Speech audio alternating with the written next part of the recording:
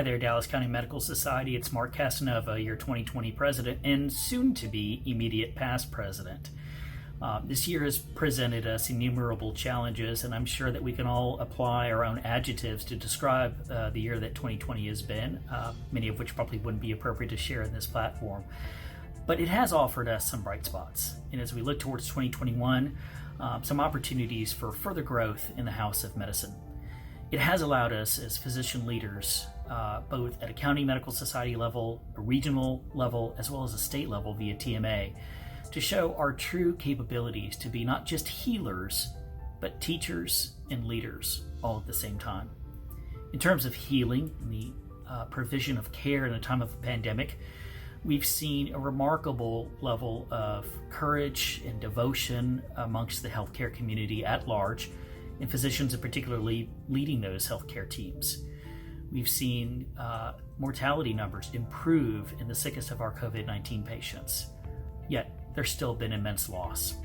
And with that loss has come a great degree of heartache and soul ache on the part of our physicians at large, not just those practicing in hospitals, but those in office settings who have experienced significant financial impacts from COVID-19. But there is hope. And I think what 2020 has allowed us to do is garner a new perspective about what it means to be a physician, a healer, and opportunities for us to leverage these experiences and hopefully better address the issues of burnout and fortitude and resilience moving forward. So let's not lose sight of the positives that can come from this very challenging year. In terms of being teachers, we have found ourselves hearkening back to the true meaning of a physician, that of being a teacher, and engaging in public discourse and discourse amongst each other to advance our understanding. As part of being a teacher, we've been forced to be nimble students as well, constantly learning on the fly and on the go over these last very intense 9 months. And lastly, leaders in the community, leaders at a state level, leaders at a regional level, taking the opportunity and the leverage of the position we have as a trusted source of knowledge, empathy, compassion, and devotion. So again, while 2020 has been challenging, there's also been an immense amount of bright spots.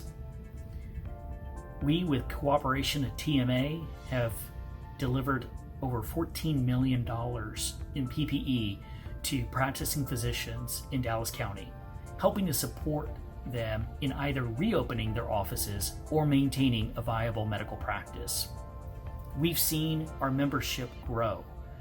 I somewhat jokingly declared that we were going to shoot for a mission 8,000.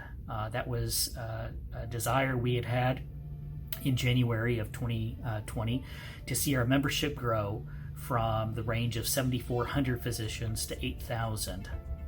We are now at 9,000 physicians, and that's in the time of a pandemic. So to each one of you, current members, I want to extend my sincere gratitude and thanks to you for the opportunity to serve as your president in this most challenging year.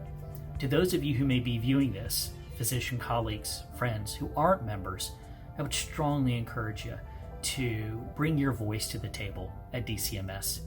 We know as a physician professional society that not all decisions we make on a daily or an annual basis will necessarily be in line with every personal view of our close to now 9,000 physician membership. But we value you, and we need that breadth and that scope of representation and understanding. It's one of the reasons we established this year the Committee on Diversity and Inclusion, to ensure that while yes, we are a forward-thinking medical society, arguably the best in the state, but let's not let our pride get in the way of those blind spots that may exist. So let's look both internally and externally and ask ourselves, how do we continue to press forward? As we transition into 2021, there will be a new physician at the helm of DCMS, Dr. Elizabeth Casanova-Piper. I was actually privileged to work with Beth early in my career. She was one of my upper level partners when I first joined my internal medicine practice back in 2003. And what I appreciated about Beth and what compelled me to send my own family members to her as a physician was her virtue of equanimity, the virtue that Sir William Osler held so dear. And I've seen that translate into her leadership as the president-elect of Dallas County Medical Society over this last year. And I think that that virtue of equanimity, her even-handedness, her calm in the storm, is going to serve our society as we transition from 2020 into 2021 and hopefully a year of ultimate recovery. She's going to be supported as well by Dr. Sam Chantillis, our president-elect, Dr. Donna Casey, our secretary-treasurer, and Dr. Shana Drummond, our board of censors chair. They, along with the rest of the board of directors, as well as DCMS staff, I have no doubt will shepherd us in to a vibrant, exciting 2021. I said at my installation dinner that it was a singular honor to be the DCMS president, and that remains the case. And I know that DCMS is in wonderful hands moving forward. In closing, again, we should pride ourselves in upholding the virtues of medicine, being healers, teachers, and leaders. And as we say in palliative care, it's time to get out there and continue to stomp out suffering. Be well, be safe, and I'll see you around real soon. Bye-bye.